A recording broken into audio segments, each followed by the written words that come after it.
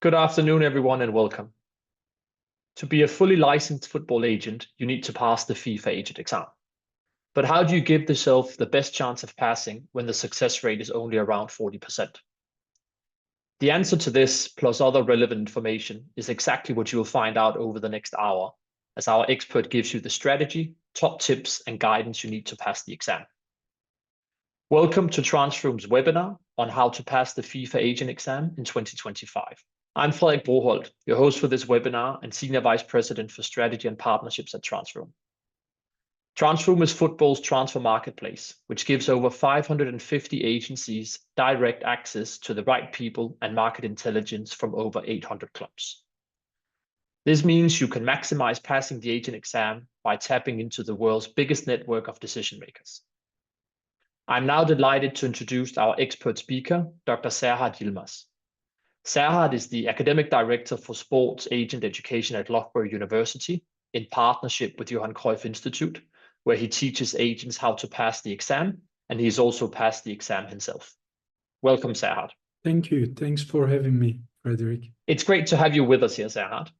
We'll soon have a live Q&A, so if you have any questions on format, strategy, tough regulations, and test questions that you want help with, please post them live in our chat, and we'll get as many answers to you as we can in the following Q&A. But for now, I'll pass over to Serhat, who will explain everything you need to know about the exam format and what's new in the 2025 exam, where, as I can reveal now, several changes to the previous process and format have already been made. Over to you, Serhat. Thank you.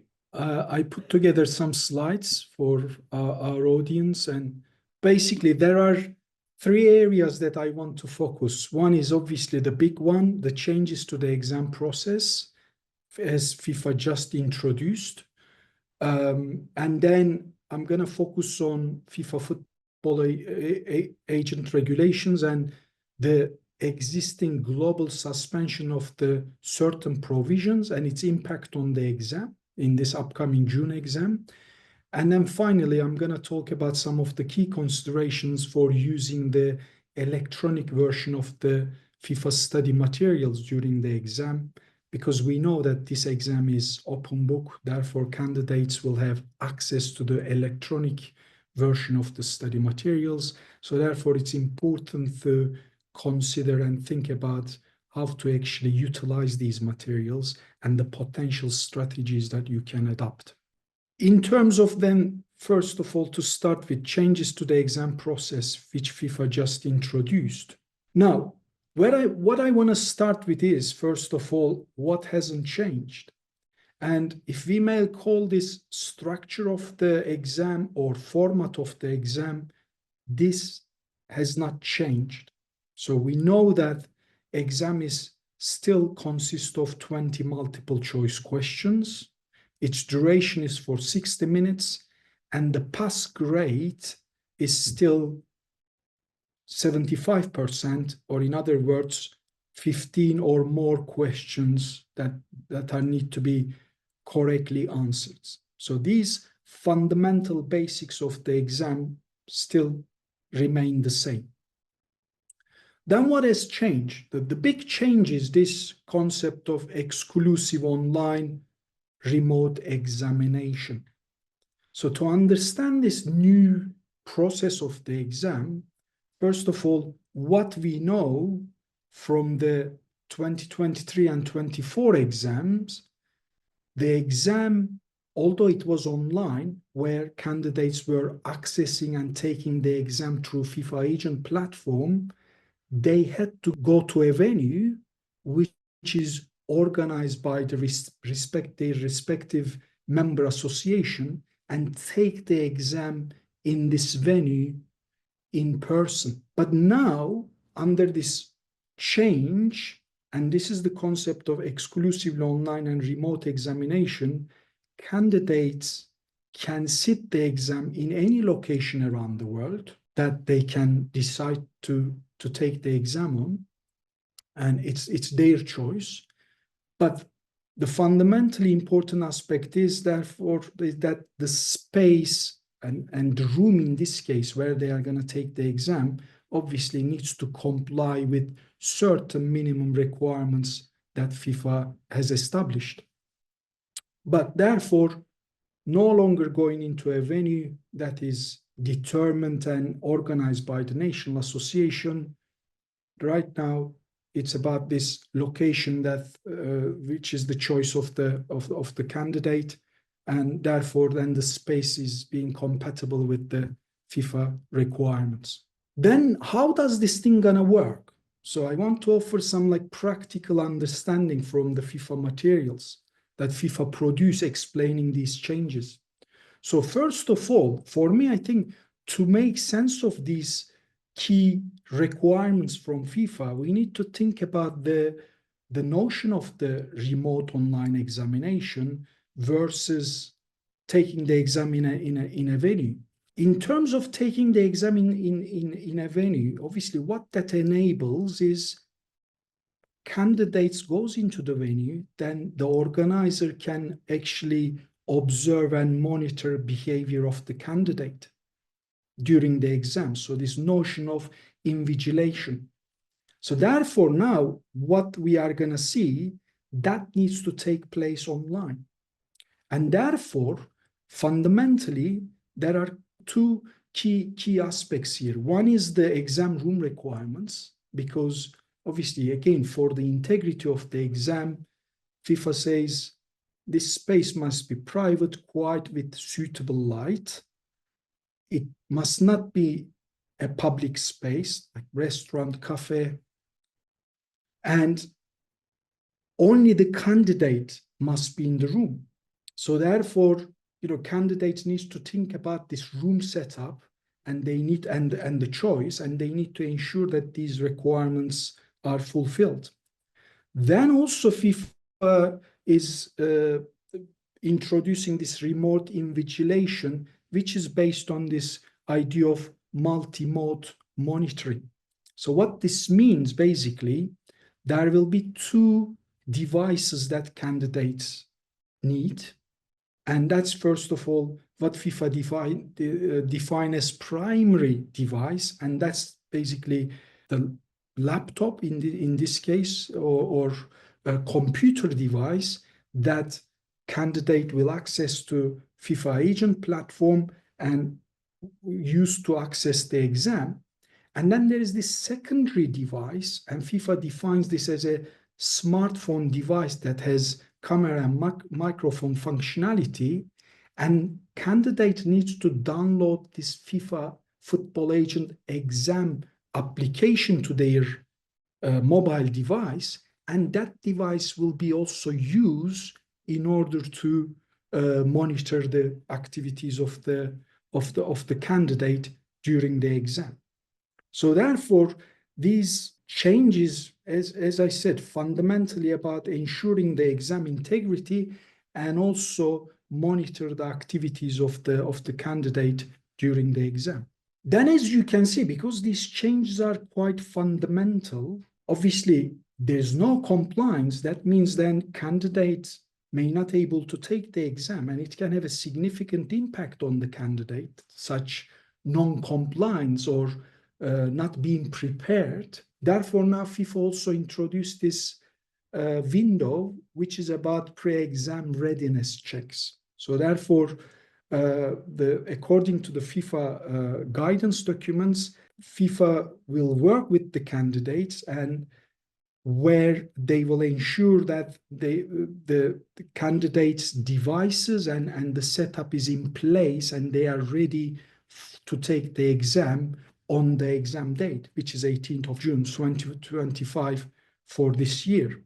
And this pre-exam readiness window will start on 22nd of June, and it will end until on the 17th of June 2025. And during that window, as I said, FIFA and designated invigilators will ensure that candidates are checked for their readiness for the exam in terms of their room, as well as the multi-monitoring capabilities and systems.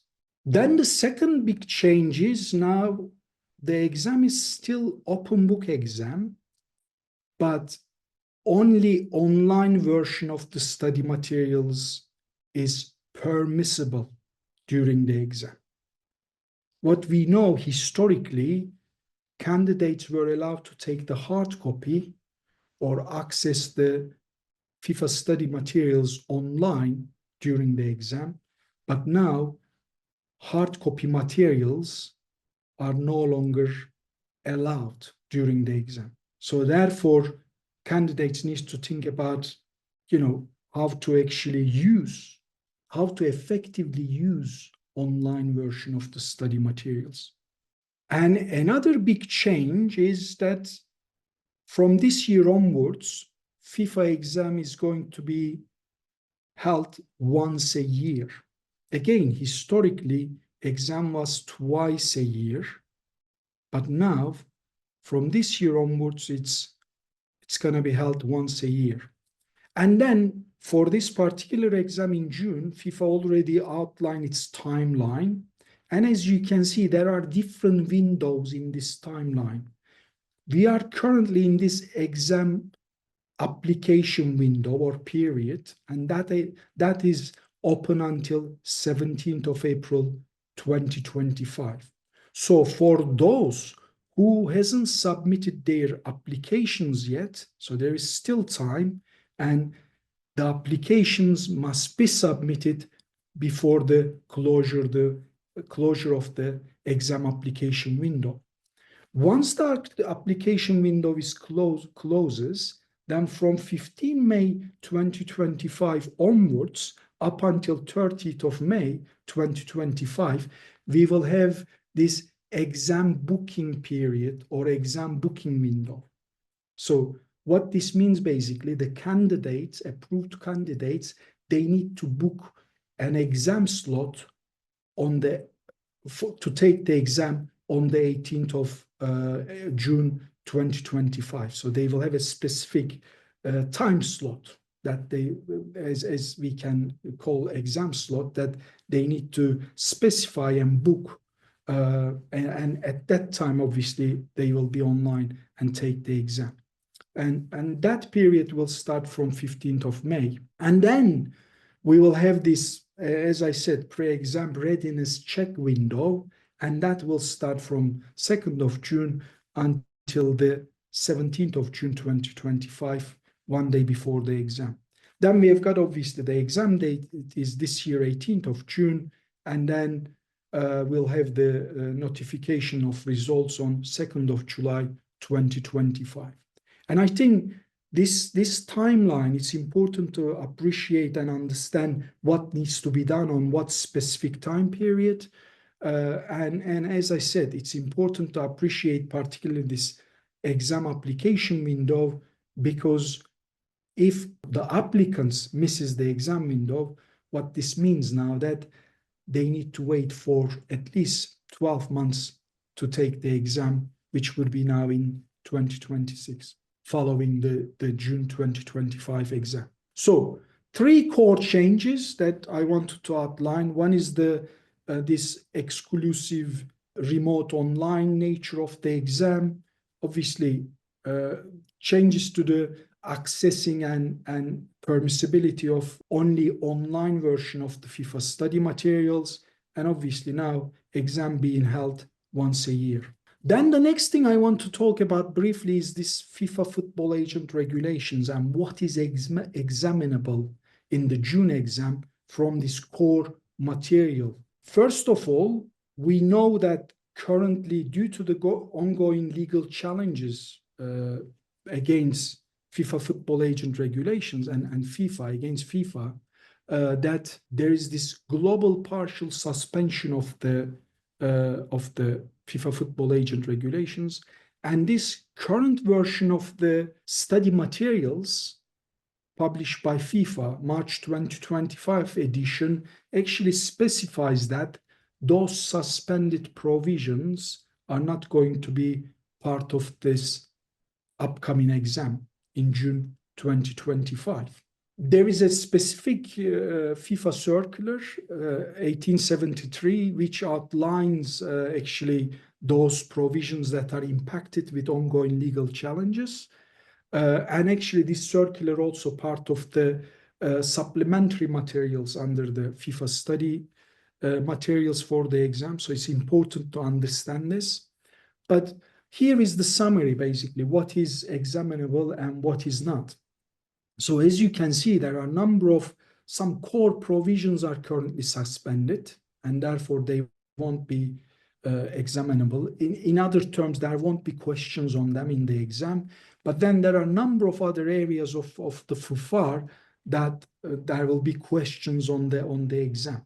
So therefore, I think it's fundamentally important that the candidates spend their time on these provisions that are not affected by the suspension, and ensure that obviously you fully study and understand these provisions, because FUFAR is still, alongside RSTP, regulations on the status and transfer of players, are the two core FIFA regulations that we've got large number of questions in the exam. Okay, so therefore, as long as you study the provisions that are not affected from the suspension well, obviously you are giving yourself a good chance to be able to tackle those questions on FUFAR. So ensure that, therefore you are fully studying these specific ones, obviously, rather than the ones that are suspended. And then finally, I just want to talk about these key considerations for using the electronic version of the FIFA study materials. Now, first thing to note, as I said, only the electronic version is permissible during the exam. And what's going to happen basically when you access to the FIFA agent platform and access to the exam on the day, then there will be a tab on the screen which will enable you to access to online version of the materials. Okay, so that's available to you through the FIFA agent platform. And then under the basically materials provided by FIFA, and this is extremely important, as you can see, no physical or printed copies of the study materials may be brought into the exam, and also any additional or separate notes, documents, summaries, discretionaries also are not allowed and represent a breach of the exam rules. So this is really, really important to appreciate. Therefore, basically what the rules are dictating here, your only resource and material you are able to access is this online version of the study materials. Okay, so that's quite fundamental. Then you need to think about how to use, so what would be your strategy around this online version of the study materials. Now, I want to talk about a couple of things here, and the first one is, obviously, there is this search functionality, okay? So you can do a keyword search on this online material, but my advice is use that keyword as a navigation strategy of the materials, okay? Because to me, what I'm seeing, and this has been sort of, through social media, like this notion has been promoted that like keyword strategy is quite fundamental for the success in the exam, but it is presented as almost what I define as shortcut during the exam. So it's almost like you use it to find the answers. But in my view, if you don't know the material, so if you didn't study and your exam strategy is purely on the keyword search, because you think that by just typing certain words, you will be able to identify the provisions that questions are on and then work out answers, I think it's a very dangerous strategy, because we know that, first of all, this is not an easy exam. We know that questions are text savvy, and we get more and more scenario-based questions now in this exam. And therefore, for me, if you don't understand the material, so if you don't study these study materials and go into the exam purely on the expectation that you will find the answer by just searching the materials, I think this is, as I said, it's a wrong strategy. So therefore, for me, use the keyword search functionality to navigate the materials, but don't use it as a priority strategy to answer the questions. The other thing we need to think about here, don't forget also this keyword search strategy can be time consuming because we have got large study volume of materials, isn't it? So therefore, you need to be really specific about your keyword search. So you can't just search generic words. Like if there's a question, let's say on with reference to agent activity, for instance, if you end up searching agent as a key term, you are going to get so many pages as a return because agent will feature in number of pages. So you got to be more specific. Maybe it's about service fee, for instance, although it's not examinable, but I'm just using it as an example. Or maybe it's about training contracts, right? And then training compensation. I'm losing my words here. And then maybe the question is about EU-EEA exception, right? So therefore, you got to be quite specific in your keyword search. So you cannot just use generic keywords, then expect that you will find the relevant page and provisions. And then that's why I'm saying that be cautious. Like you need to understand the material first of all, and then you need to know the material. Therefore, you need to ideally answer the question or identify the answer to the question without actually going back to the exam study materials. But then I would encourage you to use it almost as a final revenue or tool to go and maybe you are just struggling with the question and you really want to check the provision, and therefore spend some time to find the relevant provision. So therefore, I want to finish off with this. For me, the best preparation strategy and best exam strategies, study the materials and learn them well. And then please do not just go into the exam with keyword search strategy. Thank you very much for these expert insights, Serhat. No doubt that all our attendees found it incredibly useful ahead of the next FIFA agent exam. And no doubt that those with knowledge about the previous exams will have noticed all the changes that you just described now. To all our attendees, remember that the webinar here will be posted in full on our YouTube channel at TransferRoom, where you'll be able to watch Serhat's full presentation and our Q&A. Subscribe to ensure you see it first and get all our latest video content there. Now, we've had a lot of questions from our audience, both coming in now and ahead of the webinar, and we'll now be putting those to Serhat directly. If you have any more questions, please keep them coming and we'll do our best to get through as many of them in the next half an hour. Firstly, we've had a few questions coming in advance of the webinar, Serhat, so I'll fire those over to you now and then we'll get going. First question is, initially, can you talk a little bit more about why FIFA has made these changes to the process and format now for the 2025 exam and beyond? So again, this is from sort of FIFA documents and justification from FIFA, but one of the primary objectives is obviously making the exam more accessible.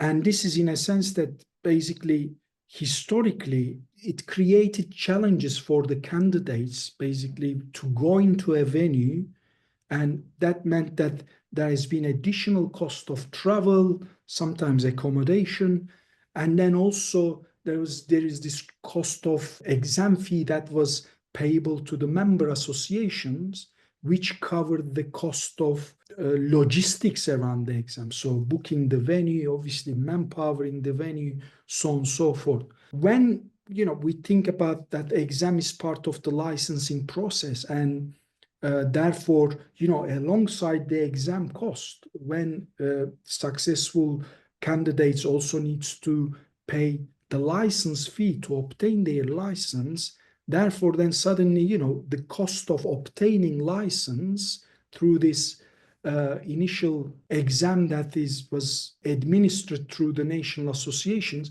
created this obstacle. So for the candidates, both financially as well as logistically. Therefore, one objective FIFA putting forward is literally make the exam more accessible. And I think the approach is right in that respect.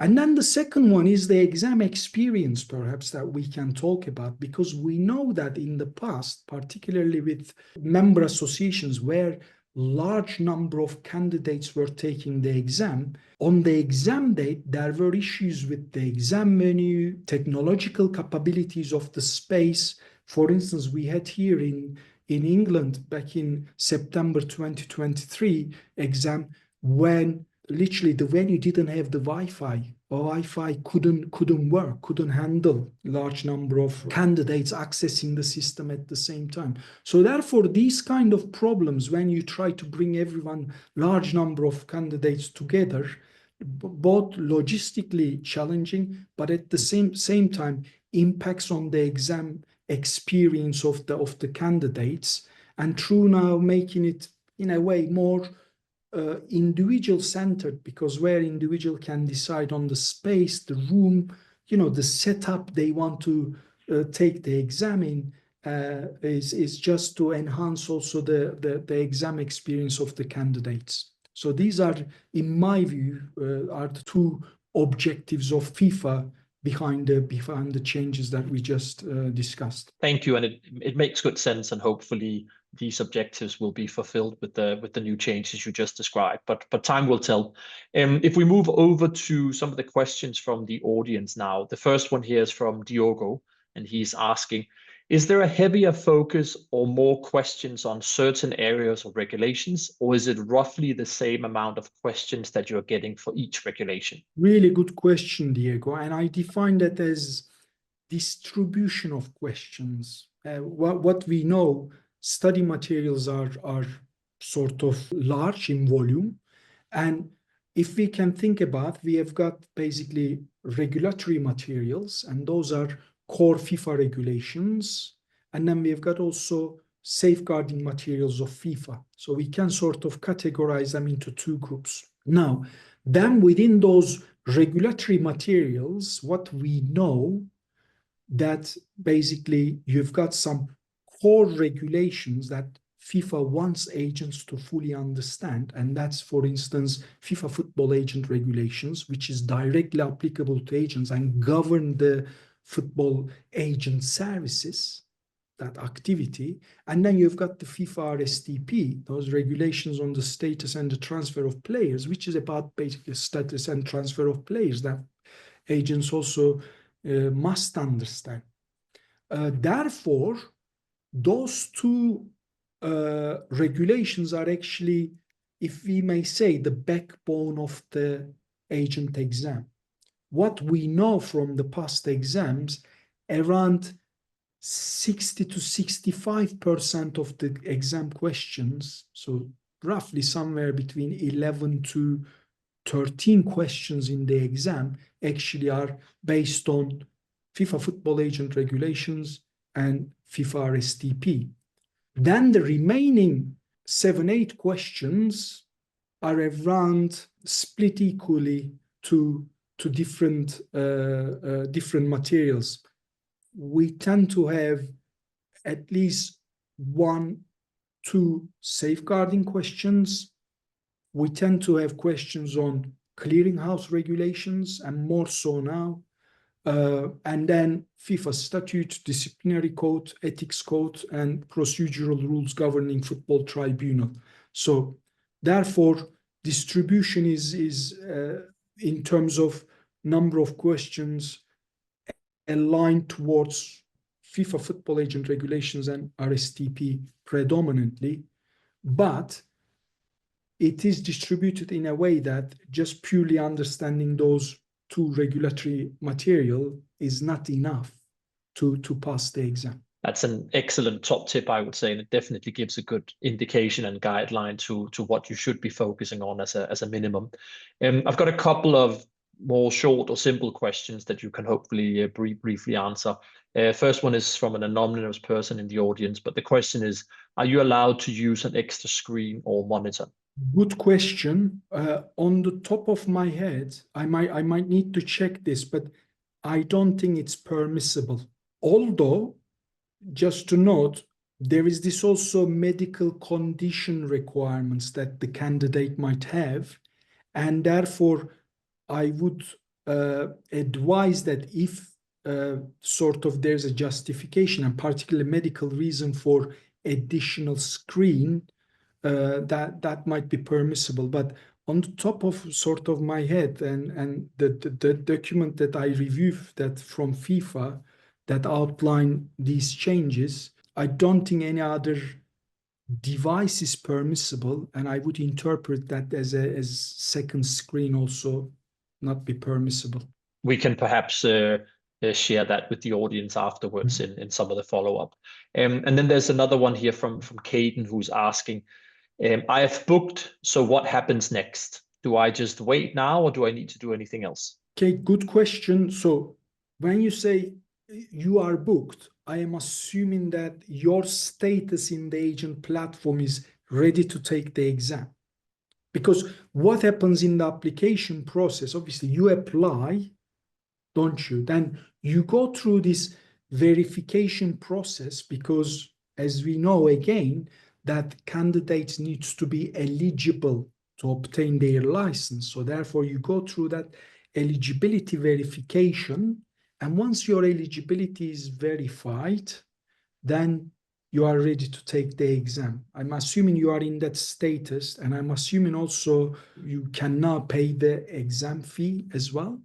And therefore, I'm assuming you are at that stage. So for you, therefore, the next stage is now, yes, as you said, just wait until 15th of May, where then that exam slot booking period starts and you need to book your exam slot. So therefore, as long as you are ready to take exam status in the platform, you don't need to do anything at this stage, except obviously study. Assuming all of these assumptions are correct, then I hope this answers it. But otherwise, Caden, feel free to drop in an extra message in the chat now and we can come back to it. We've got a question from Konstantinis here. The question is, I'm planning to take the exam in German since it's my native language. However, I'm wondering if it might be better to take it in English instead, as I would be able to use the open book in that case. What would you recommend?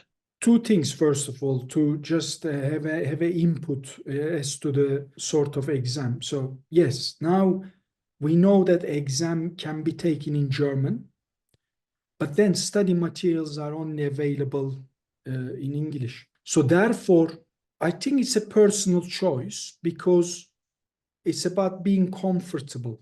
Okay, so this is quite fundamental. How comfortable you are with your English, and therefore you are engaging with the materials. But also, don't forget, there is this unofficial translator functionality as well on the agent platform. This is the other functionality the platform has.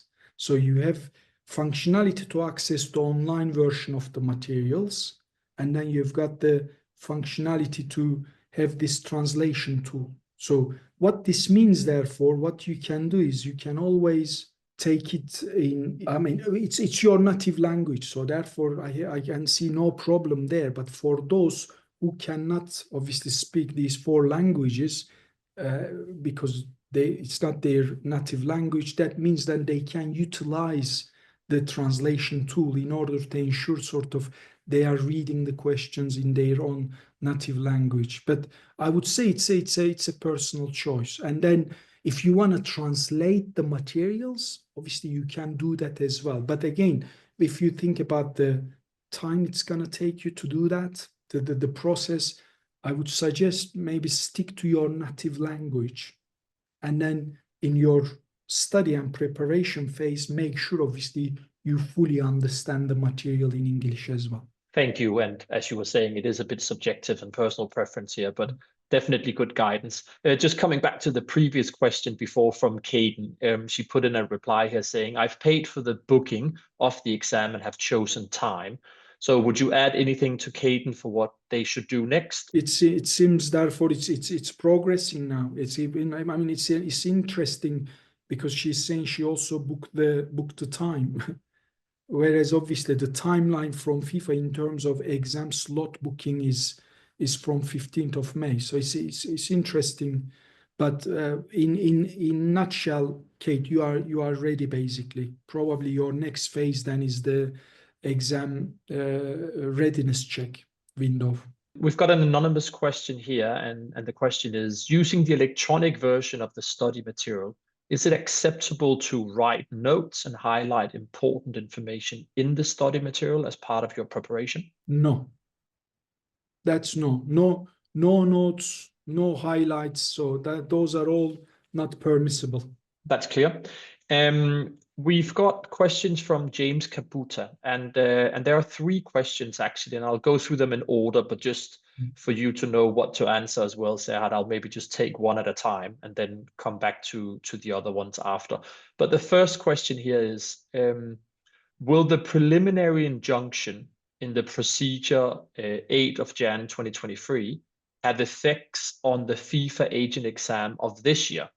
And if so, how does this affect what will be in the test? Okay, good question. So I already covered the impact on the FUFAR, and those suspended provisions are not examinable. So that's the fundamental impact on the exam at the moment, the injunction and FIFA's decision to suspend FUFAR partially globally. Okay. Then in terms of the exam itself, what we know in these legal challenges, actually the licensing system is not being challenged.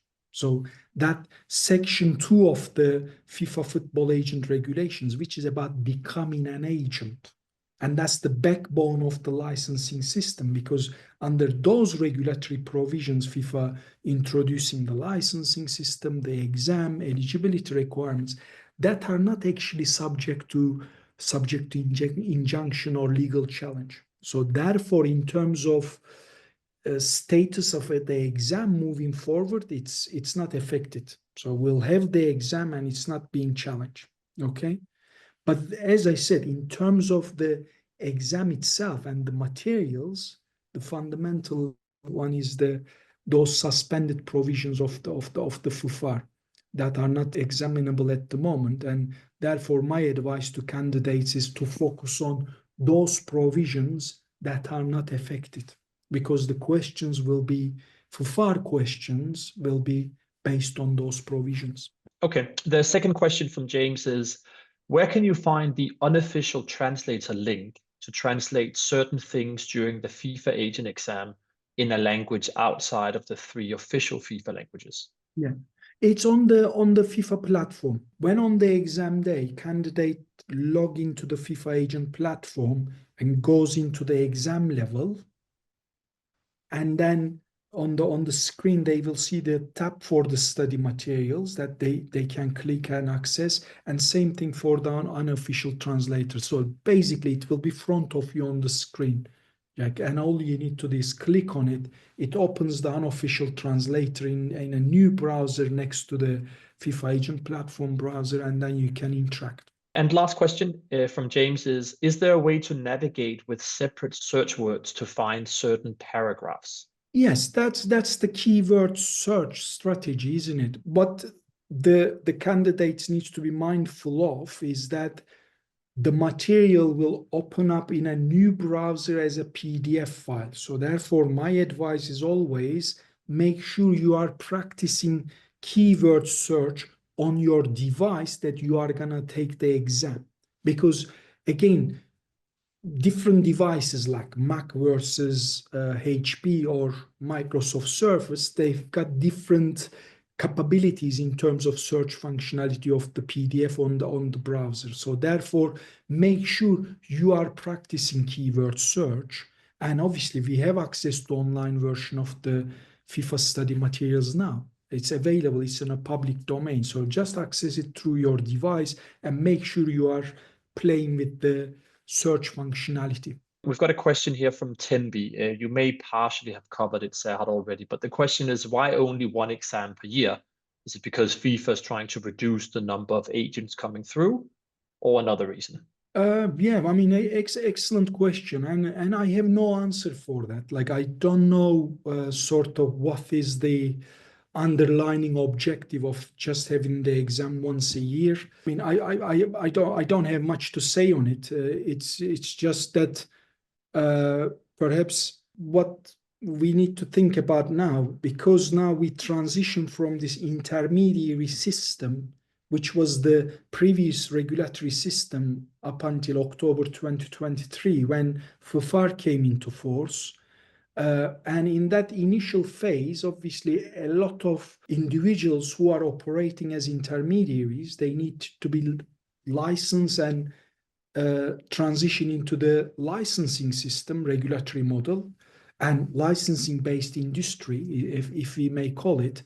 And I'm assuming that like it would be interesting to see how many applications FIFA still gets. But if I'm assuming that there will be a potentially less applications, because those group of individuals who were, as I said, in the agent market under the intermediary system, I anticipate that they are all, or those who were looking to license, I think they've gone through the process and probably already transitioned into the market now, and they are licensed agents. So therefore, yeah, that might play a role, but I'm just here outlining my thinking, and almost, it's hypothetical, isn't it? So I would say, but I have no direct answer for that. Well, your guess is as good as anyone's, Serhat. So thank you for sharing. We've got another question here, which says, will the FIFA platform be available to try the test? I've already submitted my registration, but I can't see how I can practice there. Okay, good. Now we have, as I said, so from 2nd of June, FIFA has introduced this pre-exam readiness check window. So that's, to me, I think it's obviously this is gonna happen for the first time. Like, we need to have experience, we need to have understanding of how this different windows will work and what goes into them and what happens during them. So therefore, again, I'm just suggesting potentially that's the period maybe where candidates obviously will access to the platform, ensure they are able to access to the exam, ensure their devices and setup compatible with the requirements, so on and so forth. So I anticipate that will be the period where you will be able to hopefully, access some of the functionalities of the agent platform with respect to the exam. We've got a question from Stanley here, and I suspect you've already covered part of it, but Stanley might not have seen it in the beginning. But the question is, how much is the exam fee, and am I allowed to come in with my phone to the exam venue? Stanley, you might have missed quite a lot, it seems. First of all, there is no exam venue anymore. Okay, so it's going to be your location that you will determine. So your room, and obviously room needs to comply with the minimum room requirements that FIFA has established under the exam rules. That's the starting point. Yes, mobile device will be used as a secondary device, but that's purely for monitoring and invigilation purposes. Don't forget that. And what was I think I missed the initial part of the question, Frederick. Can you just remind? The exam fee, how much the exam fee Yes, is. the exam fee. What I know, although like I'm based in the UK, so our delegates on our training courses paying in GBP, but I know that it's significantly lower, for instance, from what English FA has been charging, and that's not a like negativity on the English FA, but the fee seems to be reduced significantly. I think somewhere around $99 now. Yeah, there's definitely been a big reduction. I've heard that as well. We've got three quite similar questions here, Serhat. I'll just mention all three of them, but they'll all circulate around the same answer. So hopefully you won't get too confused. Well, firstly, it's, will I have to study all the exam study material or any parts that you would recommend? James adds to this, how many times should I be reading through the study material? So how much to study? And then one from Lapo who says, do we have to study all the material or are there parts not to be studied? So as you can hear, they're revolving around the same thing. So perhaps you can give an answer to that. The first thing is first about study. Studying is not about reading. Okay, that's fundamental. So you need to sit down study materials systematically, so and try to understand, try to make sense of them. So you can read and read and read, but reading by comprehension, if I may call. So try to understand the material and go behind the meaning of the words. So what this material, what this provision, what this material is trying to do, what is the objective of the rule, what is the requirement it's introducing, right? All this, like you need to systematically study and read by with comprehension. It's quite fundamental. So therefore, again, like, to me, just reading it is not studying. Studying and reading is two different things. Then in terms of, focus of the specific areas, I already talked about sort of distribution of the questions and importance of FIFA Football Agent Regulations and RSTP in terms of having more questions on these two materials than others. But then in terms of the materials, I think you must study all of them. Now, the study materials document is divided into two parts. So you've got this core materials that the exam is based on, and then you've got these other materials or supplementary materials which are important to understand because they give context, they give background, and there you've got, for instance, FIFA circulars are there. Some of the FIFA FAQs around FIFA Football Agent Regulations are there. So what we know from the past exam experience of our delegates, myself, those materials are important because they give you the context to understand the core materials. So therefore, for me, you have to study everything. We've got Diogo back here with another question. He's asking, are the case studies and circulars in the study materials needed to be studied, or are they only supplementary, or can you also receive test questions on that? Yes, so FIFA defines them as supplementary, but then again, within the material introduction, it outlines that there might be questions on them.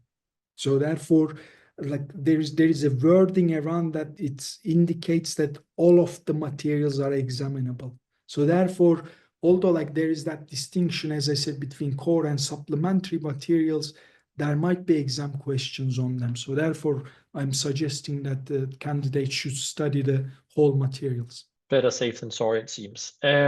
We've got a question from Abraham, who's asking if he can delay the exam if he has any special circumstances that might tie to the medical element you were talking about before. But basically, is it possible to delay it under special circumstances? Good question. Although obviously, yes, you could put forward mitigating circumstances, as a candidate if you are not able to take it. The only challenge I see there, though, I don't think you would delay in a sense that like where you can then reschedule it in another day. So for me, the way this new process may operate, what that would mean then, you're likely to wait for the next exam period and exam date. And in this case, obviously, what we know now, because it's annual, that means for any candidate who cannot take the exam in June, now there's that 12 months wait time instead of 6 months, which we had during the past 2 years. So therefore, to answer the question, I don't think you will be able to delay to another date. But again, perhaps this is something to check with FIFA. We've got a question from Iniola saying, when do we get the mock examination from the FIFA platform, or do we not get that this year? Good question. I got similar questions. So because it seems that at the moment mock exam function of the platform is not available, it might be that again, I anticipate that to be available at some point, and I anticipate that it might be available during the pre-exam readiness check window. I anticipate that at some point it will be available, but I just don't know when. Caden is back with another question saying, I got 14 in the last exam. do you think I need a course? So very close to the pass mark, of course, but how ready would you say Caden is? And knowing that you also run courses, Serhat, maybe you can briefly tell us about that.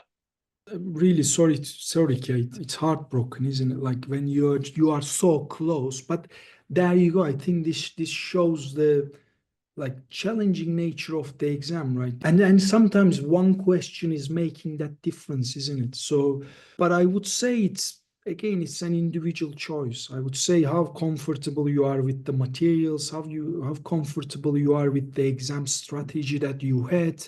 What I would suggest, in my view, if you are comfortable studying independently by yourself, keep going with it and make sure you are basically studying because you were so close, but that meant that there was a gap in your understanding somewhere, isn't it? Which then affected your literally grade eventually. That's how I would interpret. So therefore, my advice is keep studying, and if you are comfortable with your approach, but keep doing what you were doing. So that means you are in the right track.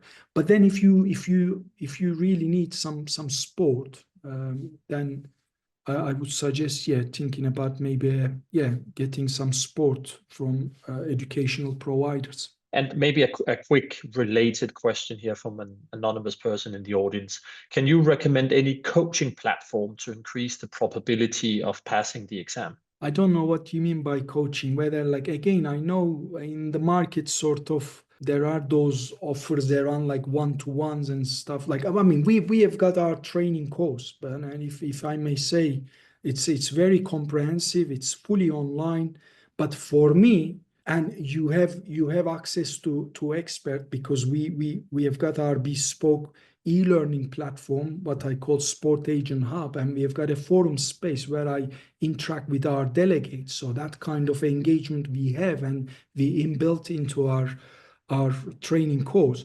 But our training course is centered around systematic study and preparation for the exam. So therefore, for me, that's quite fundamental. So again, it depends on what you are looking for, what are your needs. So what you are looking for from coaching, that you need to, in my view, you need to answer and then seek. But as I said, we have got our training course, and I always say if someone wants to fully prepare themselves, but really with intent of studying, systematically studying and getting ready for the exam, we have got a very comprehensive training course. We have time for just one last question, Serhat, so perhaps you'll be able to answer that in a minute or two. The last question is, when do we get full access to the platform with the practice exam, calculator tool, etc.?